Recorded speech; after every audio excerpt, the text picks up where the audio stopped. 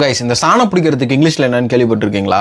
கத்தியை ஷார்ப் பண்ணுறதாகட்டும், ஏதோ ஒரு விஷயத்தை ஷார்ப் பண்ணுறதுக்கு இங்கிலீஷில் என்ன சொல்லுவாங்க அப்படின்னா ஹார்ன், HONE, ஹார்ன் அப்படின்னு சொல்லுவாங்க. So welcome to daily 2 words series. ஸோ தினமும் உங்களுக்கு புது 2 வார்த்தைகளை நீங்கள் கற்றுக்கலாம். ஒரு 10 ரீல் பார்க்குறீங்க அப்படின்னா ஏதாச்சும் ஒரு ரீல் உங்களை 2 வார்த்தை சொல்லி கொடுக்குறதா இருந்தால் you will be very fine, right? நீங்கள் அது இல்லாமல் 1 மணி நேரத்துக்கு ஒரு வார்த்தை புதுசாக கற்றுக்கணும்னு நினச்சிங்க அப்படின்னா மறக்காமல் நம்ம வாட்ஸ்அப் சேனலை ஃபாலோ பண்ணிக்கோங்க. அதில் புது வார்த்தை உடனே வந்துட்டே இருக்கும், உங்களுக்கு ஹெல்ப்ஃபுல்லாக இருக்கும். ஓகே, சரி. சாணம் பிடிக்கிறதுக்கு இங்கிலீஷில் என்ன சொல்லுவாங்க அப்படின்னா HONE, ஹார்ன் அப்படின்னு சொல்லுவாங்க.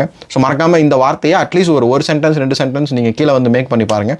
இன்னொரு வார்த்தை என்ன அப்படின்னா, உங்களால் தவிர்க்கவே முடியாது, இது மாறவே மாறாது, இதெல்லாம் இப்படித்தான் அப்படின்னு ஒரு சினாரியோவை நீங்கள் சொல்கிற மாதிரி வருது, இந்த வார்த்தையை யூஸ் பண்ணுற மாதிரி வருதுன்னா இங்கிலீஷில் இதுக்கு நீங்கள் என்ன சொல்லலாம் அப்படின்னா இன்எலெக்டபிள் அப்படின்னு சொல்லலாம்.